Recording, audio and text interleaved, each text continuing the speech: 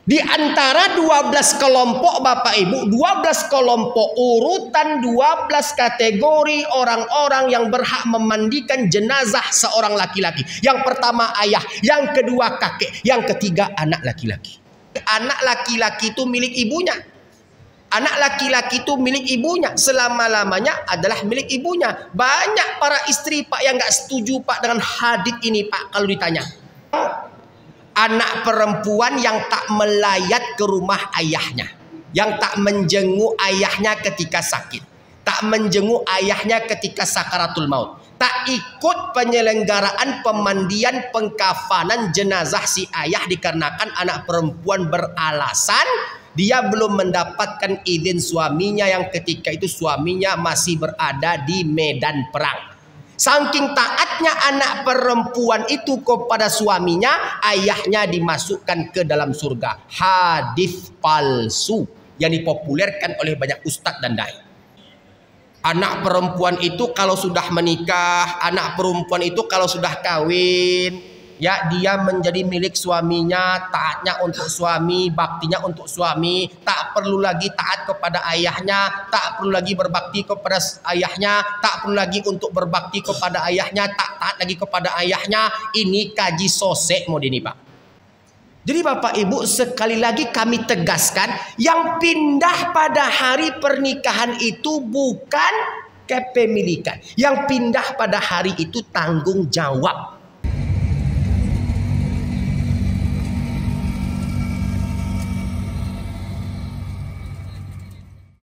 Apa yang harus kami katakan kepada anak-anak kami sebelum mereka berumah tangga? Itulah kenapa Pak, itulah kenapa Bu, kita perlu membuat majelis ilmu khusus di dalam rumah tangga kita. Kalau tidak bisa kita yang memberikan materi, kita undang ustadz untuk memberikan materi sekali sebulan. Supaya anak-anak kita itu tahu porsi-porsi mereka. Supaya anak-anak kita itu tahu batasan-batasan yang harus mereka ketahui, yang harus mereka sadari. Jangan sampai anak-anak kita melanggar batasan itu dikarenakan kedurhakaan yang mereka lakukan, sengaja ataupun tidak sengaja. Jadi untuk ibu, lakukan pendekatan yang sangat kepada anak laki-laki, pendekatan kolbu ke kolbu. Seperti yang saya katakan tadi, anak laki-laki itu milik ibunya. Anak laki-laki itu milik ibunya, selama-lamanya adalah milik ibunya. Banyak para istri Pak yang nggak setuju Pak dengan hadits ini Pak kalau ditanya. Banyak ustadz, bukankah rezeki suami berada pada doa istri? Benar, tapi di satu sisi kita sekarang berbicara kepemilikan. Jadi anak laki-laki, ibu-ibu, tolong berikan kepadanya nasihat semenjak dia kecil, semenjak dia belia. Nah, seperti yang saya katakan tadi, engkau cintaku, cintaku cintamu, hatiku hatimu, ragaku ragamu. Ya, jadi oleh karenanya sampaikan seperti itu supaya anak kita tahu istrinya adalah perempuan yang baru dia kenal, yang hanya berada pada teritorial tanggung jawab lahir dan batin. Adapun kepemilikan, suami bukan milik istrinya. Bu, ibu bukan milik suami ibu. Ibu jangan kegeeran Bu.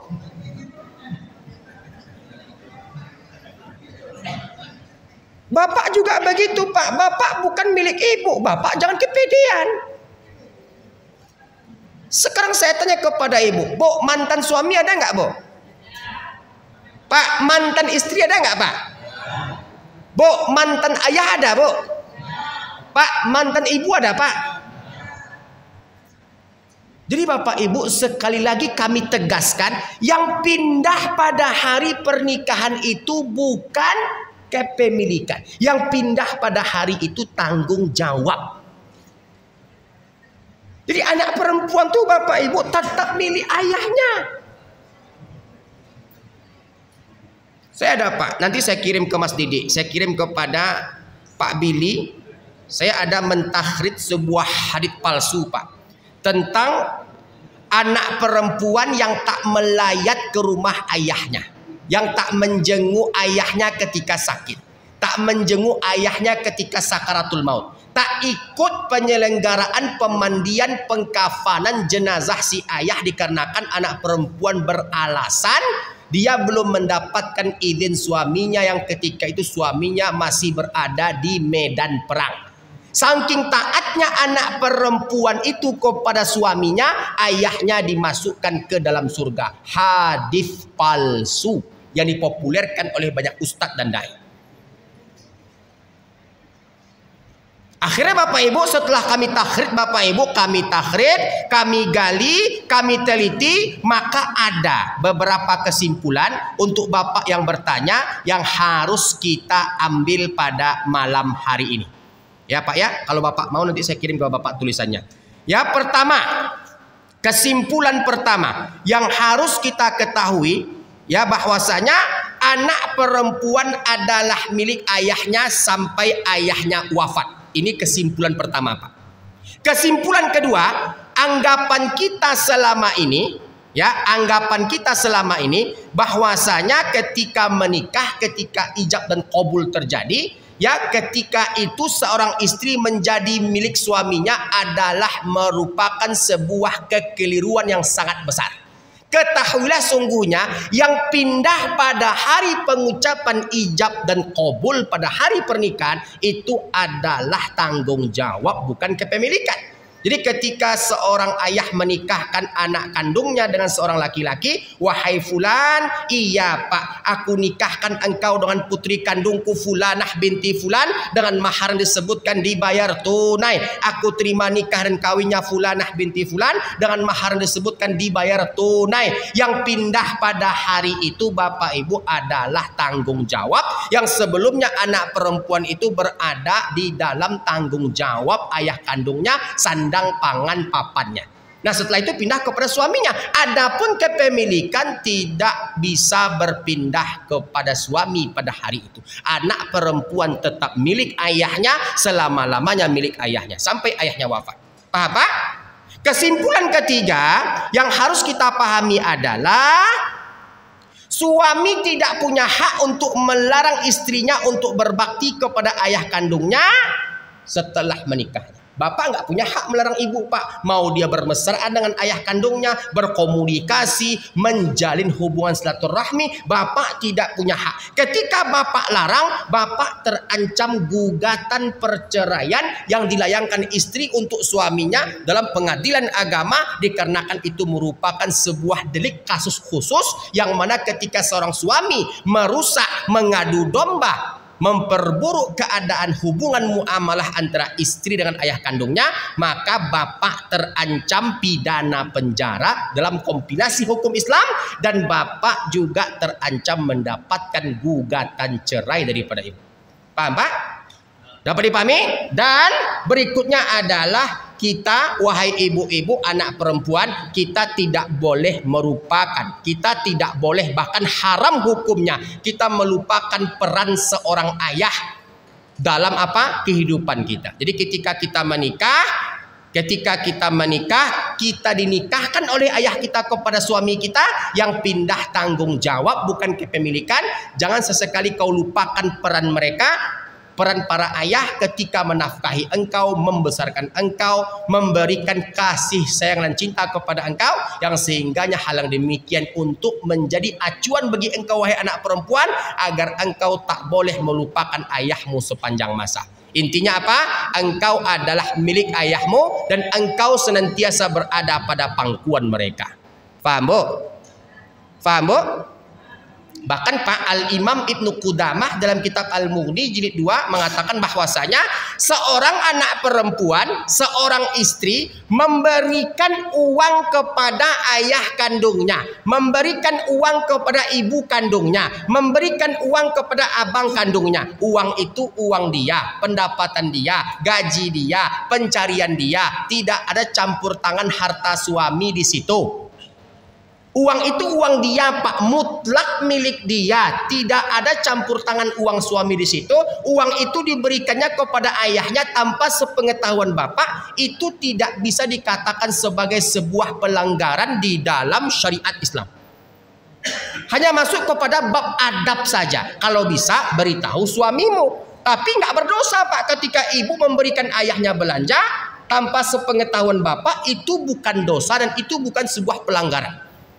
Nah, begitulah perempuan dalam hal apa Islam memberikan kepada mereka hak untuk apa, berbakti kepada orang tua mereka setelah menikah mereka. Jadi Bapak Ibu, ketika saya mendengar, Pak, sebuah kaji disampaikan oleh para ustadz, anak perempuan itu kalau sudah menikah, anak perempuan itu kalau sudah kawin, ya dia menjadi milik suaminya, taatnya untuk suami, baktinya untuk suami, tak perlu lagi taat kepada ayahnya, tak perlu lagi berbakti kepada ayahnya, tak perlu lagi untuk berbakti kepada ayahnya, tak taat lagi kepada ayahnya. Ini kaji sosek mod ini, Pak. Jangan didengar. Bapak pernah mendengar kaji seperti ini, Pak? Banyak ustadz yang menyampaikan anak perempuan kalau sudah menikah, kalau sudah kawin, tak perlu lagi berbakti kepada ayahnya.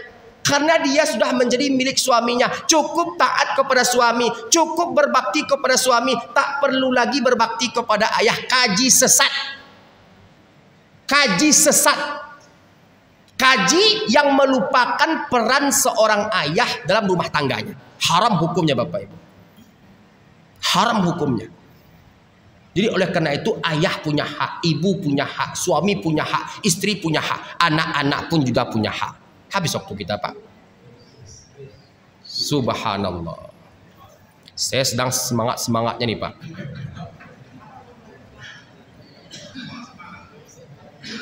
Ditambah kopi ginseng kan, Pak. Oh, jahe, Masya Allah.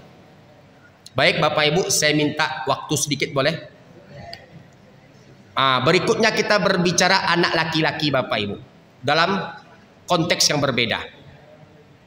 Pak, ketika Bapak meninggal, siapa yang berhak memandikan jenazah Bapak? Siapa?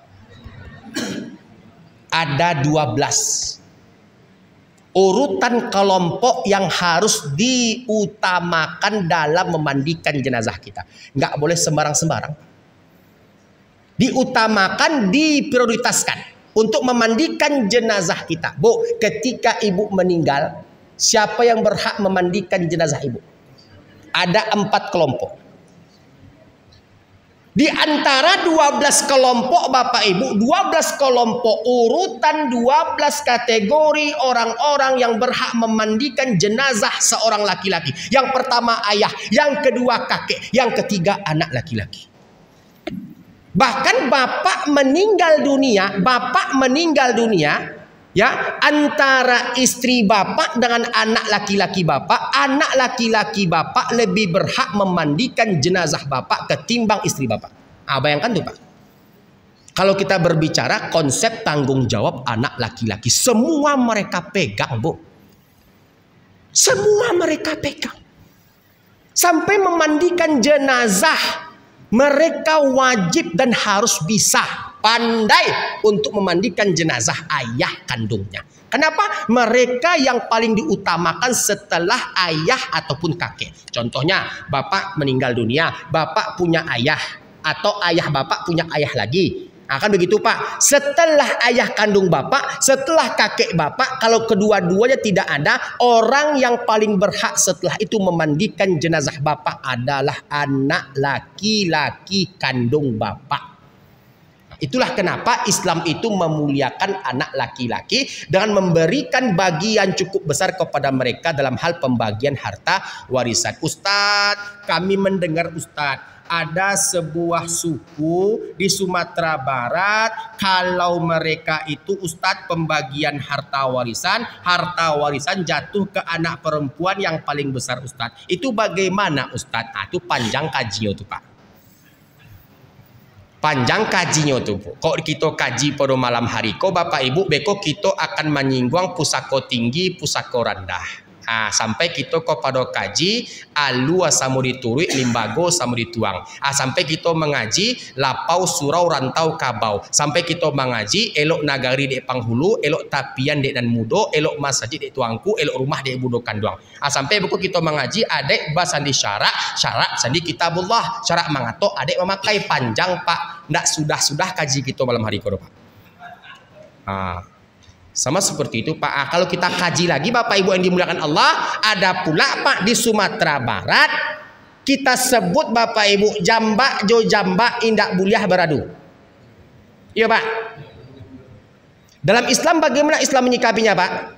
Jambak jo jambak indak buliah beradu. Apakah mereka salah? Jangan serta-merta kita terburu-buru menyalahkan orang sebelum kita tahu bagaimana kasus atau permasalahannya. Sebelum kita mendalami pokok permasalahannya, jangan sampai kita menyalahkan orang tanpa ilmu dan pengetahuan. Kenapa jambak jo jambak indak buliah beradu? Bisa jadi bentuk dari kehati-hatian. Sama modeko Pak, garam itu dimakan hukumnya apa? Le ngerti bahasa Minang Pak? Pak, Bu, hukum memakan garam hukumnya Bu? Halal atau haram? Halal atau haram? Buliah atau indah? Kalau garam lah dilarang oleh dokter, dek kita hipertensi, kira-kira buliah nak kita makan? Bako indah Bu? Bako indah Pak? Tapi tadi kita sabui garam tu halal buliah kita makan. Buliah kita makan ketika kita sehat. Ketika kita sakit, jangan dimakan garam apalagi sakit hipertensi. Amode itu kaji perumpamaannya Pak, kaji istilahnya Bu. Ba'a jambak jo jambak ndak buliah baradu, ba'a kok anak parusi mendapatkan harta warisan yang paling banyak. Kaji kita kaji di atas langit namanya Bapak Ibu. Insya Allah akan kita kaji setelah pesan-pesan berikut ini. Mudah-mudahan bermanfaat. Insya Allah kajian kita bersambung tentang hukum syarak dan hukum adat. Kita akan cari titik temunya jamaah. Intinya kajian kita tentang pesan Nabi SAW bahwasanya haram bagi anak-anak untuk berlaku durhaka kepada kedua orang tua mereka, karena perintah pesan Nabi SAW ridallah fi ridal walidain wa suhtullah fi suhtul walidain. Carilah ridho Allah pada keridhaan orang tua, hindari murka Allah pada kemurkaan orang tua. Di antara pintu-pintu surga yang dimasuki oleh anak-anak laki-laki, anak-anak perempuan itu adalah pintu keridhaan orang tuanya. Maka oleh karenanya masuklah pintu surga Allah melalui pintu berbakti kepada kedua orang tua. Semoga kita semua yang hadir pada malam hari ini dimasukkan ke dalam surga Allah Tabaraka wa Ta'ala. Amin. Dikumpulkan bersama almarhum dan almarhumah kedua orang tua kita. Amin. Dan kita tentunya menjadi penghuni surga Allah Tabaraka wa Ta'ala. Amin. Ya Rabbal Alamin.